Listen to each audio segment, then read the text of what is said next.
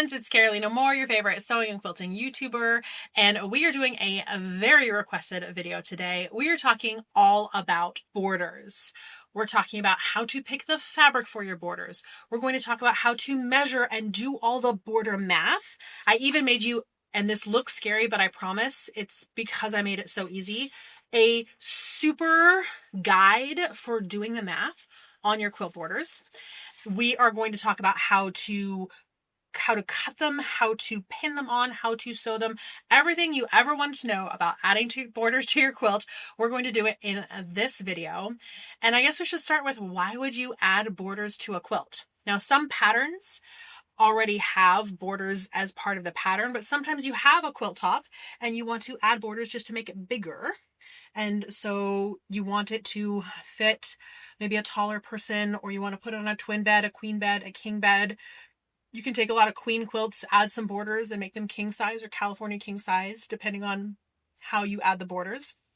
So borders are super handy. And especially since when you have a quilt on a bed, you want the pretty part of the quilt to be on the bed. And then the borders can be the drop on the sides. And they're not as visible. That's okay.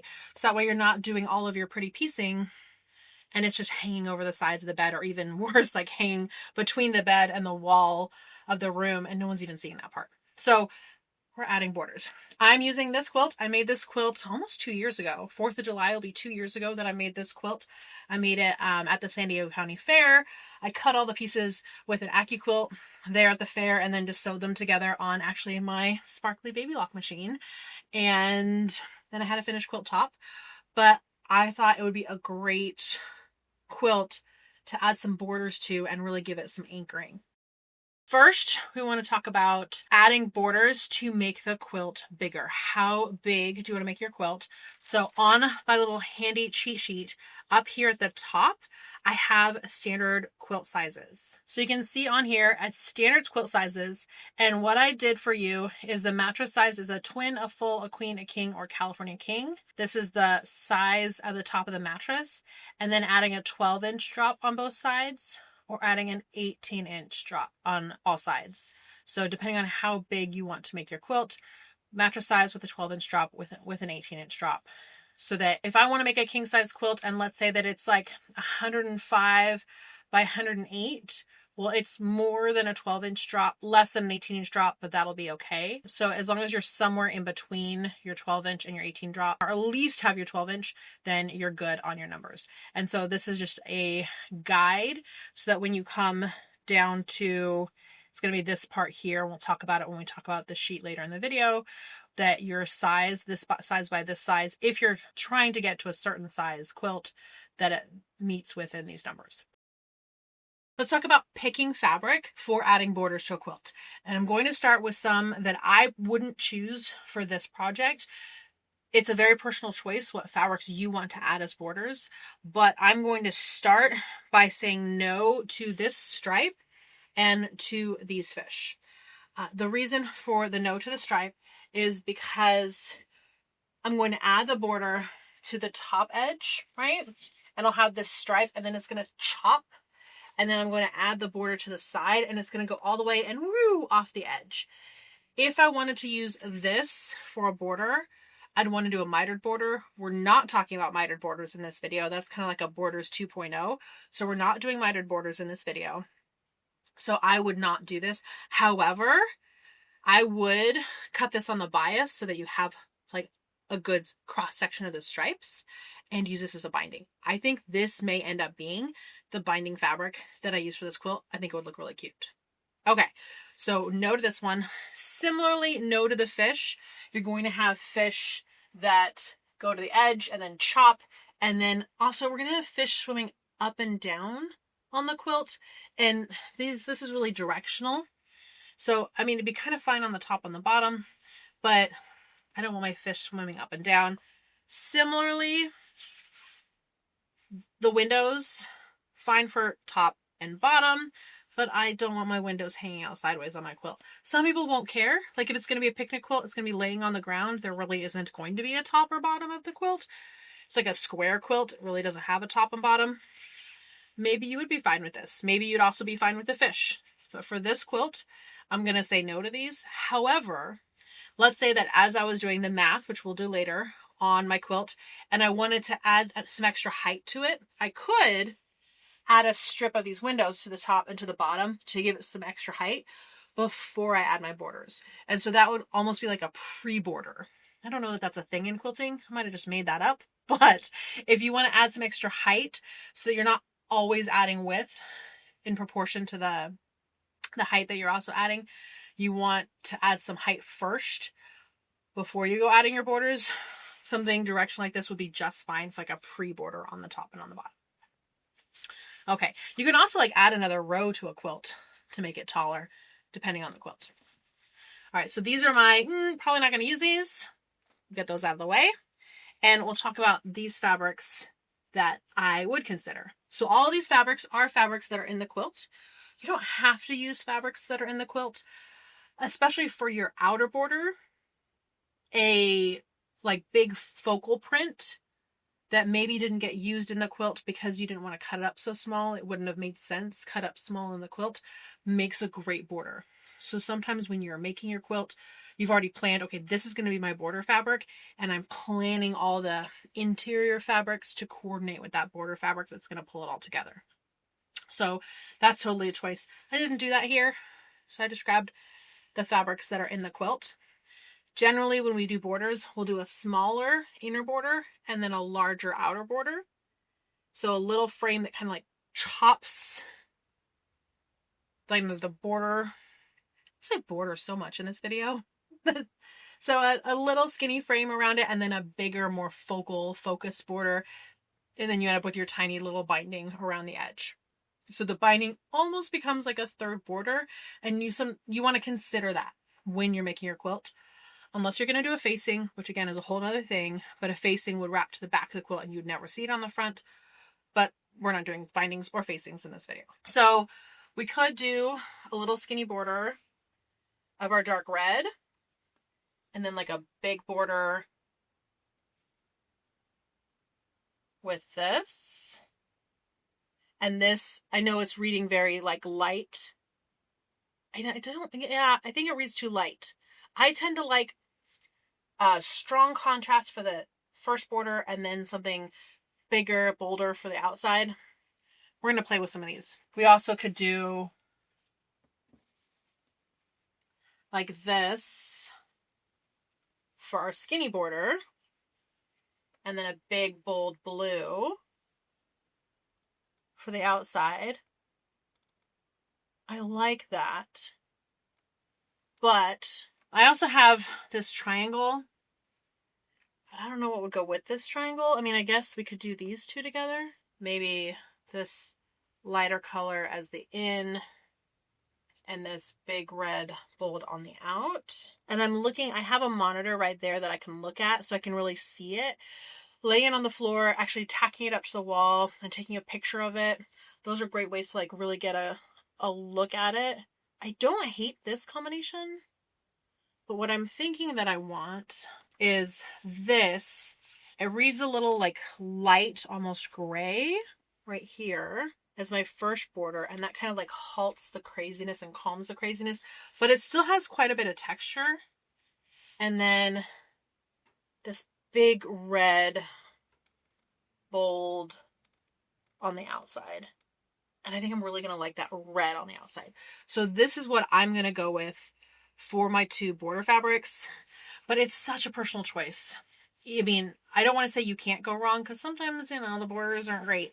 But if you like it, it's not wrong. Go with what you like, what you think is going to look good. And also, I like with this red on that outer border, I'm going to have that red and white stripe that's going to pull this red as well.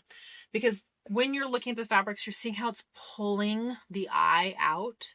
And I think that this red will really pull the eye out of this really chaotic, scrappy quilt that I've got going. Let's do the math to figure out how many strips we need, what kind of yardage we need, and start doing some measurements. We have our sheet on adding borders. And first we're going to do an average of the width and the height. So we need to measure for the width and the height of our quilt to average it out and get one number. Now I was talking to a friend about this, and she just measures the top edge and the bottom edge and averages those two. And she was asking, why would you also measure the middle? Shouldn't it match the top and bottom edge? Well, there's a couple things that could happen. When you piece your quilt, depending on your skill level, your quilt might have ended up kind of more trapezoidal like this. So you might have a much skinnier top and a wider bottom. And I'm over exaggerating it here, but it maybe is more like this. And you want to average out your borders to kind of smooth in that middle. And so by adding a middle measurement, you're going to get a better average. It's also possible that, so if this was your quilt right here, you kind of have like almost a hexagon, you have like a pot-bellied quilt. And I've had this happen before. It's pretty easy for it to happen on quilts that are on point because of all those biased edges. When you're doing things on point, you can end up with a little bit of a pot-bellied quilt. And so then you're accounting for that. And when you're going to add your borders, you're going to ease in those borders. So you're going to bring the borders out a little bit and straighten it up a little more to straighten out your quilt. Having that third measurement, it just gives you a better average across your whole quilt. So we're going to measure 3 times. All right, I'm going to measure the top of my quilt. 48.25 is what I got for my top edge. 48.25 is a quarter. Then we're going to measure the middle, which I think is this seam right here.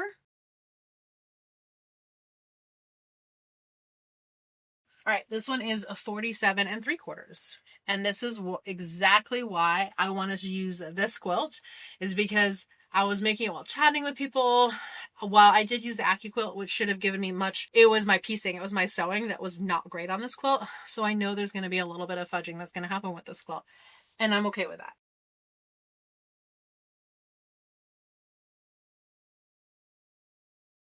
I got 48.25 on this one as well. Next, we're going to measure our left side, our middle, and our right side. And then I'm going to come back. We're going to look at our sheet and do the math on this. Before we do our math, I want to mention that even if you are using a printed pattern, a purchase pattern where they've already done all the quilt math for you, you may want to print out a copy of the worksheet and do the math yourself, because your quilt may not be exact to the way the pattern's written. So I've written patterns. Some of my patterns include borders, and the borders are based on where the blocks should end up. So this is supposed to be 4 blocks that are each 12 inches finished. So this should be 48.5 inches exactly. And I have 48.25, 48.75, or 47.75, and 48.25 as my measurements. So my sewing wasn't exactly perfect, but if I were to write this up as a pattern, I would have written this top and bottom border should be cut at 48.5 inches. And that might not be what our math says. So especially if you made the quilt, but you had to square up your blocks a little smaller than what the pattern said, you may be wanting to do all your border math to make sure that you're not going crazy when you're putting your borders on. All right, let's go ahead and pop to our sheet and do our quilt math. So we have our worksheet here, and we're going to start with these numbers.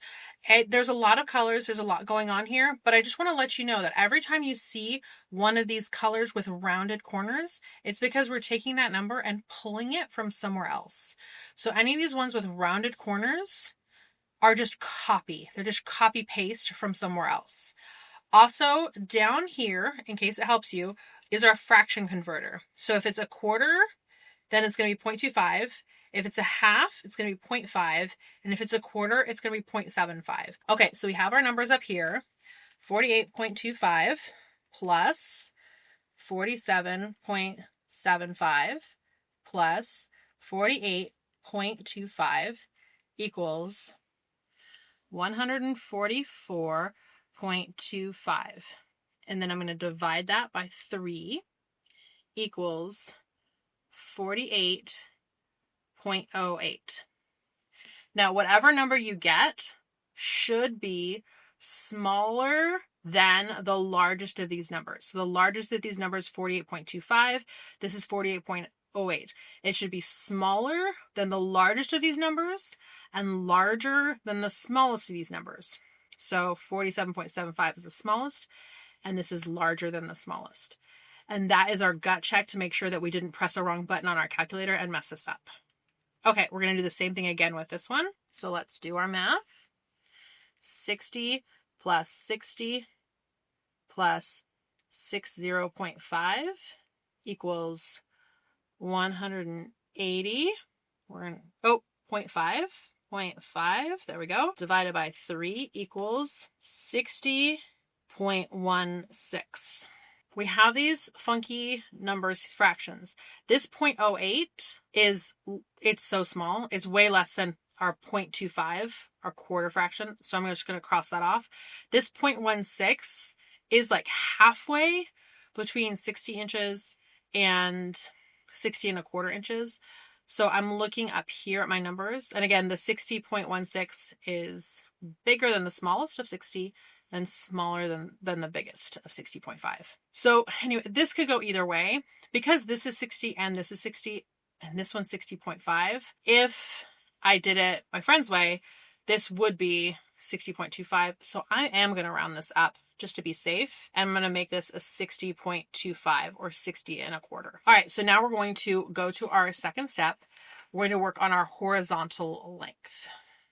So our horizontal length is this direction and our vertical length is this direction. I might be adding these arrows to the sheet to help you out with what is our horizontal and vertical. This one has rounded corners, so we're going to grab our number from here, 48. While we're grabbing numbers, I'm going to grab this one as well.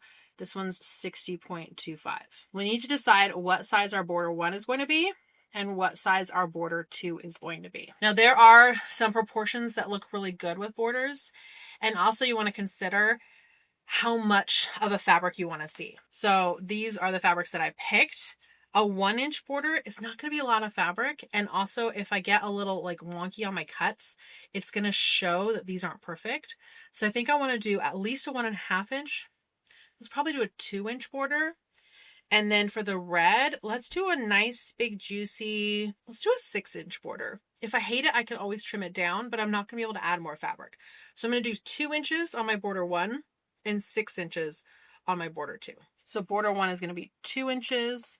Border 2 is going to be 6 inches. So we have 48 for the size of the quilt top, 2 for the size of border 1, and we want S1, which is going to be the size 1 or the size with 1 border on it. And to get that, we need the quilt top number plus border 1 plus border 1. So I'm going to grab my calculator here. Quilt top number is 48 plus border 1 is 2 plus another border 1, 2 is 52. Now, if I want the finished size with 2 borders on it, I need size 1, which is right here, plus border 2, and then border 2 a second time. To do that, we're going to do 52, which is our size 1, plus border 2 is 6 plus 6 equals 64 inches. So our finished width is going to end up being 64 inches. For reference, the quilt right now is 60 inches tall. And the new width is going to go from 48 inches or so to 64 inches. So instead of being this wide, it's going to be a little wider than it is tall right now. And that can kind of give us a reference for, do we like this size? I think I do. I want a little bit bigger of a quilt. It's going to be fun. All right, let's go ahead and do the math on seeing how tall our quilt's going to get. All right, so we've got the same thing here. Our border 1, see we've got rounded corners, is a 2.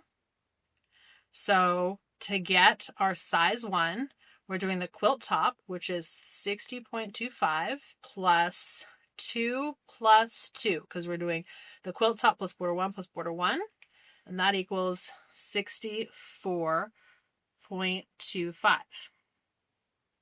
Now we're going to add our border 2. This has rounded corners, so we're going to grab that same color from above. 64.25 plus 6 plus 6, because we're doing the size 1 plus border 2 plus border 2. 64.25 plus 6 equals 76.25. And so that's going to be our height, which is going to be, about 16 inches.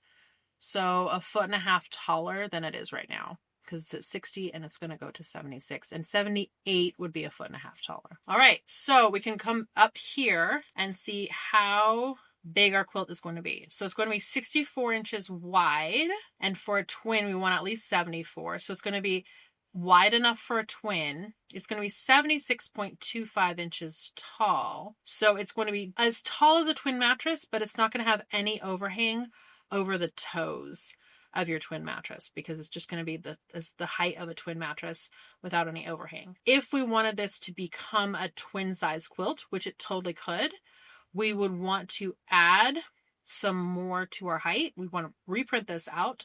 We'd want to either add another row to our quilt or add those, like those zero borders that I talked about earlier, and get this height taller.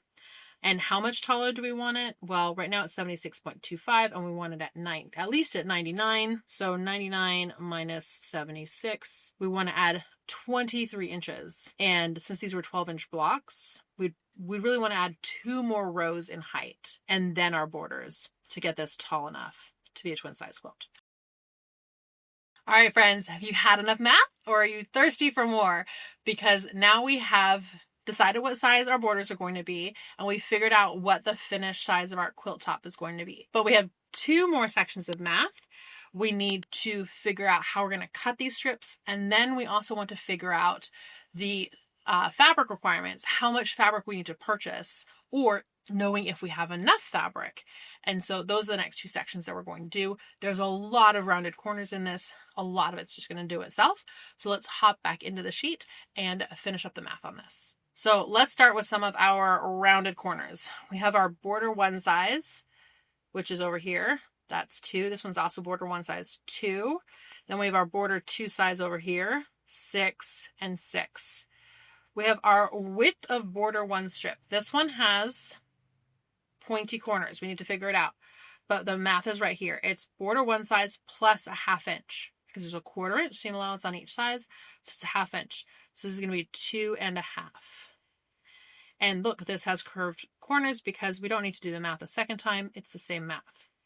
This one has pointy corners. 6 plus 1/2 is 6 1/2. 6 plus 1/2. Oh, it has curved corners. I didn't even need to do that math again. 6 1/2. Okay, so that's going to tell us the width of our strip. Now we need to figure out the lengths of our strip. All right, we're going to start with this horizontal length, and that is our number right here of 48 inches.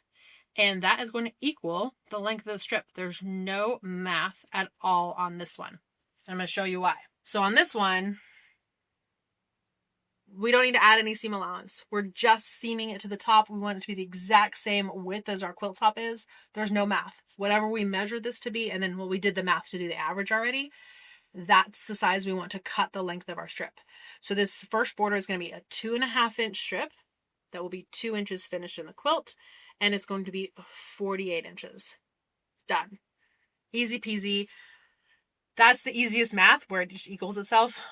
Most of the math, almost that simple. All right, let's go back to the sheet. So this one, for our vertical length on our, this is our horizontal and vertical border 1, our vertical length. So our vertical, again, that's up and down.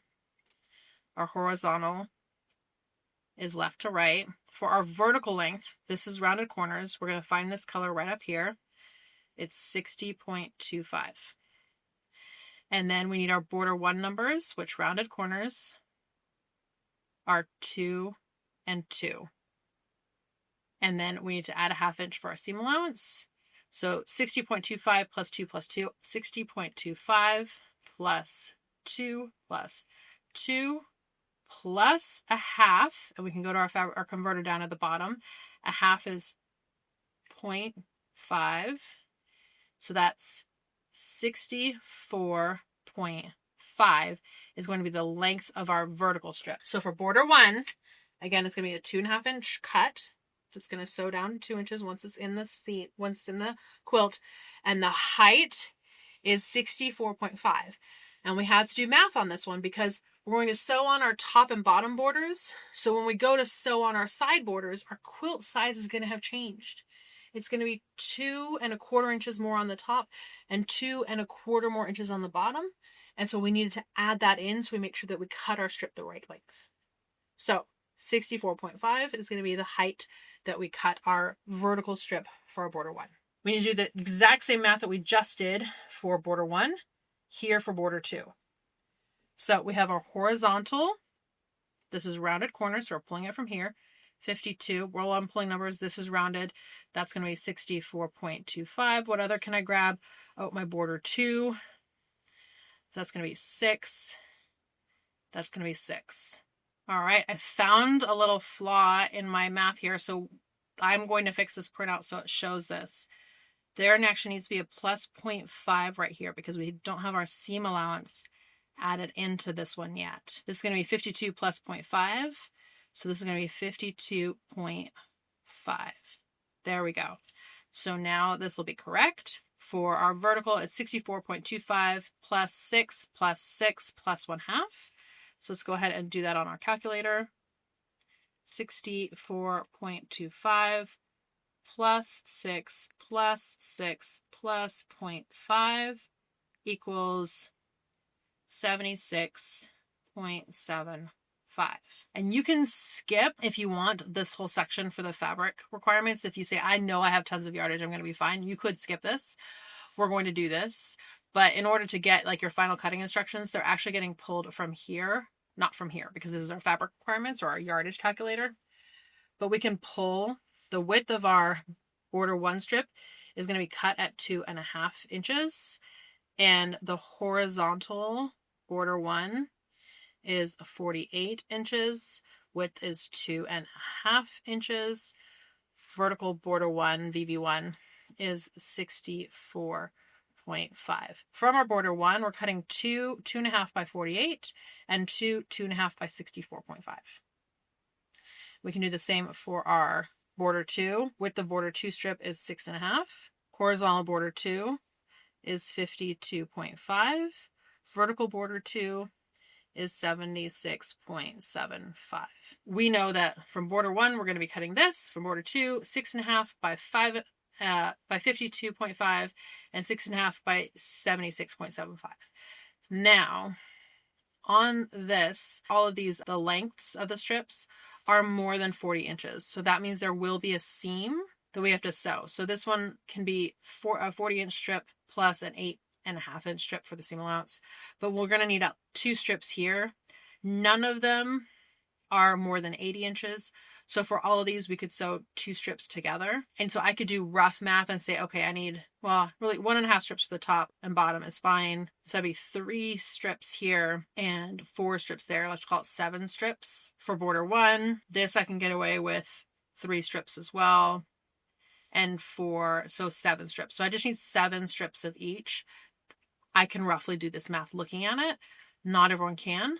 That's why we have our yardage calculator. We're going to put these numbers in. Horizontal border 1, same thing that we've done several times. 48, 48, 64.5, 64.5. Let's go ahead and put all the numbers in.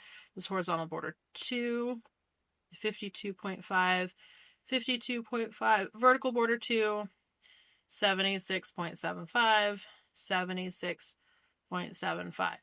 That's going to give us the circumference, the total that we need for our quilt. So let's add up that circumference. 48 plus 64.5 plus 64.5 equals 225 inches for border 1.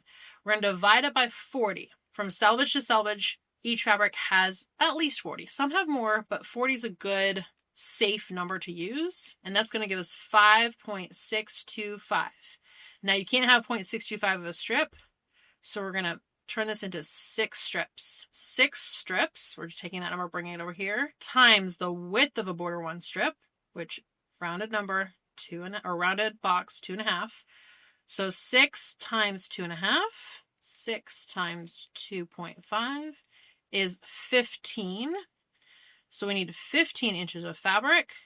If you divide that by 36, divided by 36 equals 0.41666 yards. You can't buy 0.4166, so you bring that up to the next of our numbers here. 0.5 is a half a yard, so we need a half yard of border 1. Let's calculate our yardage for fabric number 2, border number 2. 52.5 plus 52.5 plus 76.75 76.75 plus 76.75 equals the circumference, which is 258.5.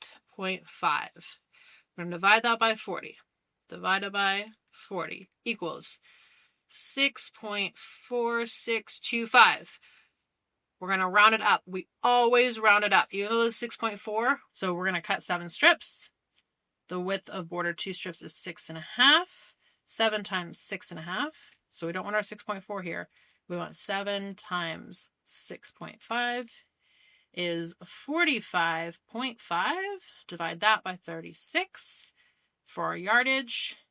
1.26. That's really close to 1.25, which is 1 1/4. But 1 1/4 won't be enough for 1.26. So you could say 1 1/3 yards and you'd be fine. I always just round up to quarter, half, 3/4, or whole. Always. I don't like third yard cuts. I think they're weird, but you totally could. I'm going to go up, even though it's just barely over, you're still going to need that yardage. So I'm going to go up to 1.5 or 1.5 yards of border 2 fabric. There we go. Phew, is your brain broken? That's a lot. When you go through this sheet, go through it as you're doing it. Watch this section of the video. We'll go through it together using your numbers step by step. A lot of the numbers got pulled from other places, but we have really the numbers we need. This number and this number, the yardage that we need to get from the store or from our stash, and then these numbers, which is the end size we want our pieces. And then also, these numbers, the numbers of strips we're going to be cutting. So those are the numbers that we need. All the rest of this was important math to get to these numbers. And if you cut it wrong, remember, it's just fabric. We all need scraps for our scrap projects, and then you just get other fabric. It's not the end of the world. We do want it to be right. Now, if you're worried about it, there are absolutely border calculators online. There's apps that'll do it for you. I may have just run you through all these numbers and you never need to know this stuff, but it's good to know where these numbers come from to understand what's happening with these numbers. And you can do this and then use one of those calculators and see how close they are to one another to give yourself a gut check if you want. If you're not comfortable with the numbers that you did, I'm super comfortable with these, and I'm going to go ahead and get all my strips cut, and we're going to come back because I'm going to show you how we want to pin these on for accuracy and how we want to sew them on to get just a really beautiful finished quilt top. Before we pull the quilt from the wall and start pinning on borders, I wanted to talk to you about how to cut your strip if you don't have a cutting mat that is as big as the strip you need to cut.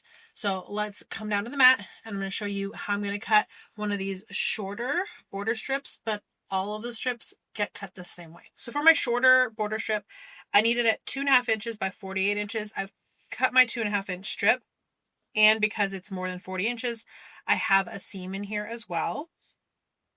And now I need to cut it to 48 inches. But from my zero line, which is just past, my zero line's right there, to the end of this cutting mat is only 34 inches. So I can't cut 48 inches when I have 34 inches. I could cut and move, but that's less accurate. So what I've done is I've folded the strip in half, right sides together. You could do wrong sides together, same thing. And I have this fold end. I'm going to take the fold end and put it right on my zero line.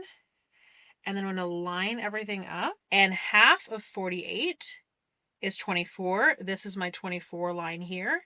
So I'm just going to grab a ruler and cut this doubled length, which becomes a full 48 inches when it's unfolded. And that way we can cut really long pieces. So with this mat that goes to 34 inches, I could cut all the way up to 68 inches. The biggest strip that I need is the 76.75 strip, which would be bigger, but I have a bigger mat in the other room, and that's the mat that I used to cut those strips. So this was actually the last strip that I needed to cut. I now have all my strips cut, and we get to start pinning on our quilt. So let's pin this first border on our quilt so I can show you how we do that to ease on the border. So we have the quilt top and we have the border strip. And the very first thing that we did when we did our quilt math was we took 3 measurements and then we averaged them. So we know that this border strip might not exactly fit the quilt top. Also, whenever you are sewing 2 pieces of fabric to one another and you're putting them through the sewing machine, on the top is a presser foot and that presses down. On the bottom are feed dogs, and those feed dogs pull. So you have a force coming down and a force coming this way, and they're working against each other. So you can have it that whatever's on the bottom actually gets pulled at a slightly faster rate than what's on top, whether you have your border on top and the quilt on the bottom, or the quilt on top and the border on the bottom, doesn't matter. They aren't necessarily going to get pulled exactly at the same rate. Some folks like to use a walking foot or have some kind of system on their machine that's like an automated walking foot, and that allows pulling of both at the same time. But even with that, pinning is the absolute best way to ensure that everything's going through evenly the way you want. Because the worst thing that we can have happen is that we just say, okay, I've got my border, I've got my quilt top, I'm going to put it under the machine, and I'm pretty good at sewing, so it's probably going to be fine. And when we get down to the other end, we end up with some border that's sticking out on the end, which doesn't sound so bad. Just cut off this extra border, right? Y'all, we did all that work and all that math to make sure that our borders are going to make sure our quilt squares up beautifully. And then we're going to do this and cut it off. Stop it. We are not doing that. Or what could be a really, just a worse problem is that we don't have enough border for our quilt, and now we have to unpick everything and start all over. I'm not a big pinner. Those of you who've been around a while know that if I pin, it's serious, and borders are serious business, so we are pinning our borders. I start by taking the border and one corner. You can use clips. It doesn't have to be pins. It can be clips. Absolutely. That's fine if you're a clip person instead of a pin person. So I pin one side and then I pin the other side, and that secures my ends. Now I take the quilt and I fold it in half, lining up those 2 ends, and I find the middle. And I want the slack or stretch to be even on both sides of that middle. Now, this is small enough that I can lay this on the table at this point and have it flat between 2 pins. If you're doing like the longer side seam, you wouldn't have it flat between 2 pins yet. So you might need to fold it in half. And it might be easier here. Just fold it in half. Basically, same thing we did before. Get that border to tuck back in and add a pin. And if these 2 lengths are exactly the same length, then we are just pinning it evenly across the whole thing. But if there is a little difference between the length of the border strip and the length of, or I guess the width of the quilt in this case, what we're doing is we are easing that difference across the entire width of the quilt. So that way we shouldn't have anywhere where we have a big ripple or a pucker. It should ease through the whole length of the quilt. All right, I did one half. I'm going to go ahead and pin this other half in the same way. Something like this is going to work for me. If this was a little longer, or this distance was longer, I might put instead of 1 pin in the middle, I might have laid it out flat and put 2 pins in. That's fine. But as many or as few pins as you're comfortable with. I prefer not to pin. So this is every 1, 2, 3, 4, 5. Yeah, it's almost exactly every 6 inches. All right, now we're going to take this to the machine so that we can sew on our first border strip. Normally when I do a quilt, I like to have the part with the seams facing up, and that's what I'm going to do here. Because I don't want all of these seams to flippy while we're sewing, I want to be able to keep an eye on them, and the best way to keep an eye on them is to literally be able to see them. So I'm going to go ahead and sew it with a border on the bottom and the quilt on the top. And that might feel counterintuitive, but it makes sense. If you need, you can give a little bit of a tug, a little bit of a stretch. You shouldn't have to really stretch your fabrics, but we're just kind of easing the 2 layers together. Between the pins, everything should lay flat and smooth. And then I pull my pin before I'm going to sew over it.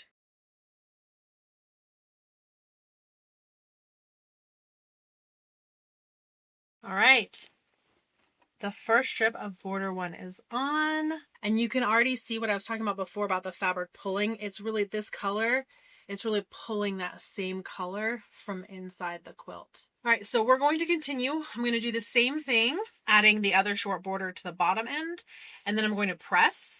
We always press towards our borders. We're going to press out. Then I'm going to add the side borders in the exact same way, and that'll be border 1. And I'll come back to show you what it looks like with border 1 completely on the quilt, and then we'll go to adding border 2. You can see how different it's already starting to look with just the one border on there. The blue is really pulling the blues out of the quilt. And then when we add that red, the reds are going to start popping again. Now, I did change out the red from the red that we picked. We did all of that work, all that math to figure out the yardage that we needed. And it turned out I didn't have enough yardage of that dark red. So I switched out for this fun print. I think it's going to look great. It is also one of the prints that's here in the quilt, so I think it'll work perfect. And this was the one we originally picked. So this is a little bit more of an orangey red, but it has some more of that white as well, and I think it'll look great in the border. So now we just need to sew on our second border, and we're going to do that the same way that we did the first border. And then I'm going to come back and show you what it looks like with the borders and talk about some more tips.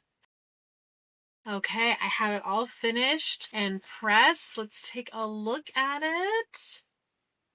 Oh my gosh, see what a difference adding the border does for the quilt.